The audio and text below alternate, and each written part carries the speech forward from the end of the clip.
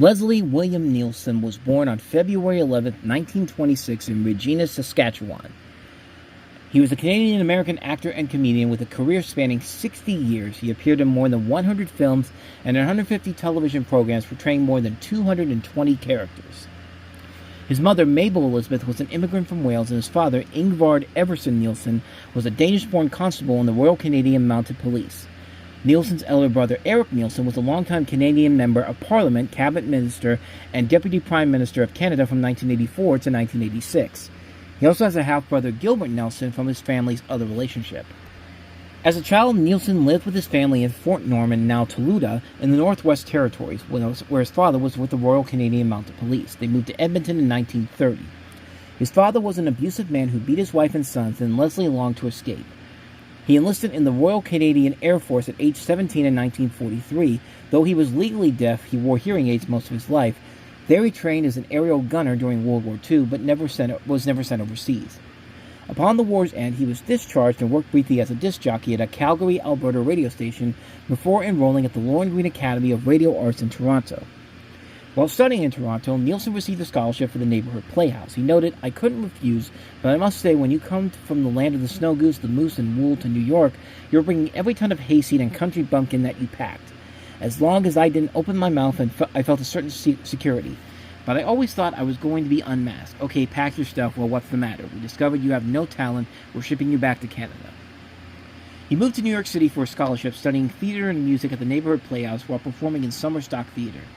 Afterward, he attended the Actors Studio until his first television appearance in 1950 on an episode of Studio One alongside Charlton Heston, for which he was paid $75, which in 2025 money would be $1,000. Nielsen's career began in dramatic roles on television during television's golden age, appearing in 46 live programs in 1950 alone. He said, "There was very little gold. We only got $75 or $100 per show."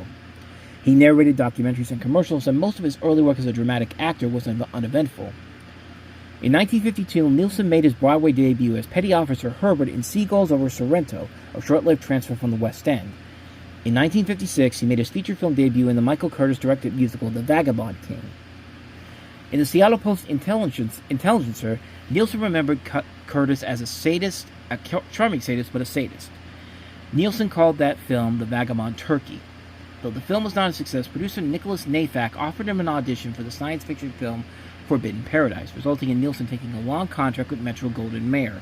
Forbidden Planet became an instant success, and roles in other MGM films such as Ransom, The Opposite Sex, and Hot Summer Night followed. In 1957, Nielsen won the lead role opposite Debbie Reynolds in the romantic comedy Tammy and the Bachelor for Universal Pictures, which, as a Chicago Tribune critic wrote in 1998, made people consider him a dramatic actor and a handsome romantic lead. Dissatisfied with the films, he was offered calling the studios a Tiffany, which had forgotten how to make silver. He left MGM after auditioning for Masala in the 1959 Ben-Hur. Stephen Boyd got the role. After leaving the studios, Nielsen landed the role in the Disney miniseries The Swamp Fox as American Revolutionary War hero Francis Marion. In a 1988 interview, he reflected on the series. "That was a great experience because the Disney people didn't do their shows like everyone else, knocking out an episode a week. We only had to do an episode a month, and the budgets were extremely high for TV at the time. We had location shooting rather than cheap studio backdrops and very authentic costumes. 8 episodes were produced and aired between 1959 and 1961. His television appearances included Justice, The Swamp Fox, Alfred Hitchcock Presents, Voyage to the Bottom of the Sea, Wagon Train, Columbo, Gunsmoke, The Virginian, and The Wild Wild West. In 1961, he was the lead in the Los Angeles police drama called The New Breed. He guest starred in the 1964 episode of Daniel Boone with Fess Parker in a minor but credited role.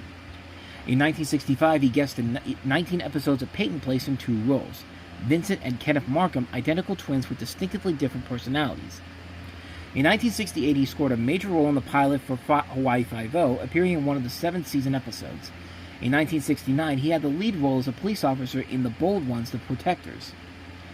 In 1972, Nielsen appeared in the supporting role as the captain of the doomed ocean liner SS Poseidon in the disaster epic The Poseidon Adventure. He also starred in William Girdler's 1977 action film Project Kill. He was cast in the 1979 Canadian disaster film City on Fire, in which he played a corrupt mayor. In the 1980s, he guest starred as Sinclair on the CBS TV miniseries The Chisholms. In an early comedic appearance, Nielsen appeared on MASH in 1973 as the title character in The Ring Banger. But it was Nielsen's supporting role of Dr. Rumark in Zucker, Abrams and Zucker's Airplane in 1980 that was a turning point in his career. The film, a parody of disaster films such as 0 Hour and Airport, was based on building a comedy around serious actors better known for their dramatic roles. Other straight stars in the film included Robert Stack, Peter Graves, and Lloyd Bridges. Nielsen's deadpan delivery contrasted with the absurdity surrounding him. When asked, "Surely you can't be serious," his curt, now iconic response was, "I am serious, and don't call me Shirley." In several later interviews, he reflected on the line, "I thought it was amusing, but it never occurred to me that it was going to be a trademark. It's such a surprise. The thing came out, people say, 'What did he say?'"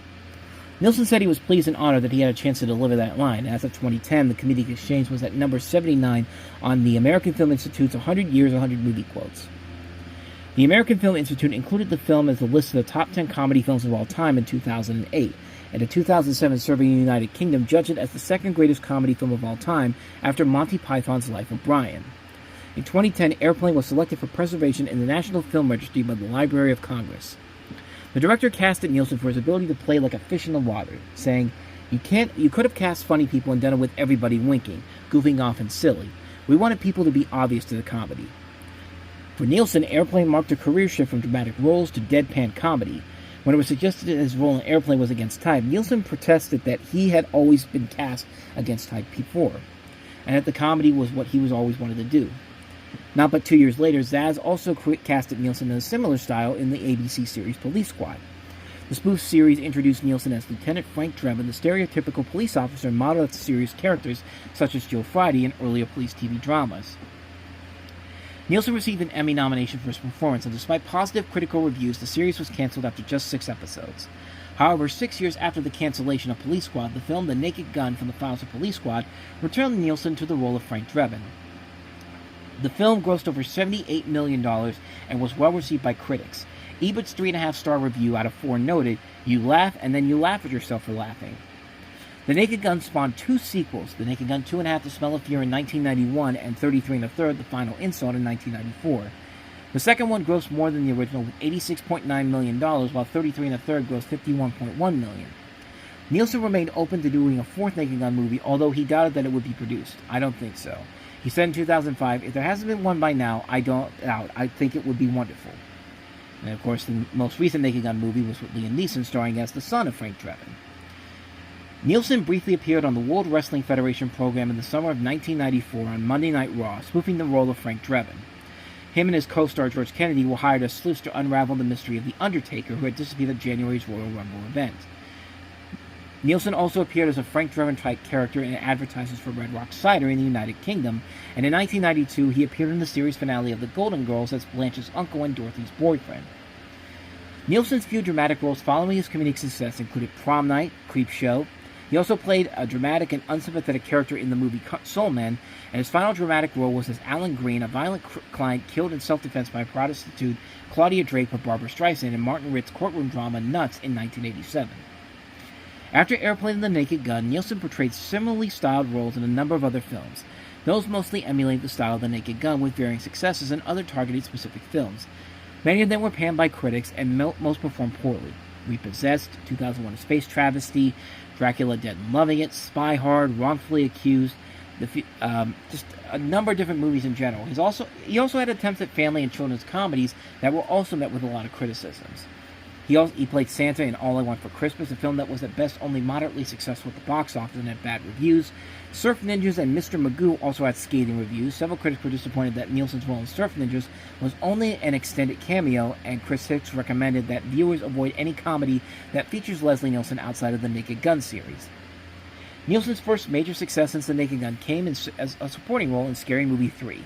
His appearance as President Harris led to a second appearance in the sequel, Scary Movie 4.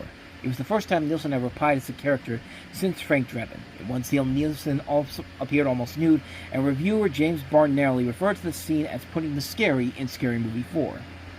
Nielsen would be involved in other projects such as instructional golf videos, as well as other appearances on screen and stage, where he played Clarence Darrow in the one-man theater show Darrow, and also performed voiceovers and appearances for other commercials, such as cartoons for Zero Man, and also appearing in other shows for Canada, like Pupper Pups. He also appeared in the HBO mockumentary The Canadian Conspiracy, as well as CBS's game show Marathon, where he played for charity. Beginning in February 2007, Nielsen played a small role as a doctor in the humorous yet educational TV series Doctorology. The show chronicled real-life medical techniques and technology on the Discovery Channel. In 2007, Nielsen starred in the drama Music Within and played a version of Uncle Ben for superhero movie, a spoof on superhero films with the Zuckers. He also appeared in David Zucker's An American Carol and also appeared in Stan Helsing as well as Spanish Movie, and also appeared in more than 100 films and 150 TV episodes, portraying more than 220 characters. In November of 2010, Nielsen was admitted to Holy Cross Hospital, Fort Lauderdale, Florida. And on November 28th, his nephew Doug told Winnipeg radio station CJOB that he died in his sleep from pneumonia around 5:30 p.m. Eastern Standard Time at the age of 84 years old. Nielsen's body is interred in Fort Lauderdale's Evergreen Cemetery. As a final bit of humor, he chose "Let Her Rip" as his epitaph. On December 7, 2010, his funeral was held at Fort Lauderdale, Florida, during which the Naked Gun theme was played. Among his awards, in 1995, he received the Jack Benny Award from UCLA, and in 1988, he became the 1,884th personality to receive a star on the Hollywood Walk of Fame. He was also inducted into Canada's Walk of Fame. The following year, he made an officer of the Order of Canada, although he was a naturalized American citizen. Despite Nielsen's American citizenship, he maintained his Canadian heritage. There's no way you can be a Canadian and think you can lose it. Canadians are a goodly group. They're very aware of caring, of helping. On May 19, 2005, when Queen Elizabeth II visited his native Saskatchewan during the province's Centennial Gala, she was introduced to Nielsen. On February 20, 2002, Nielsen was named an honorary citizen of West Virginia and an ambassador of Mountain State Goodwill. Nielsen visited the state many times to speak and visit to friends. In 2003, in honor of Nielsen, Grant McEwen College named its School of Communications after him. Also in 2003, the Alliance of Canadian Cinema, Television, and Radio Artists awarded him the ACTRA Award of Excellence. Leslie Nielsen is somebody who went from being as a rising dramatic actor to an actor that was kind of on the last bits of his career, but then a movie comes along like Airplane, which really revitalizes his career in general and turns him from a dramatic actor to a comedy legend for many, many years after the original Airplane came out. The Naked Gun is synonymous with Leslie Nielsen. He was one of my favorite comedic actors growing up.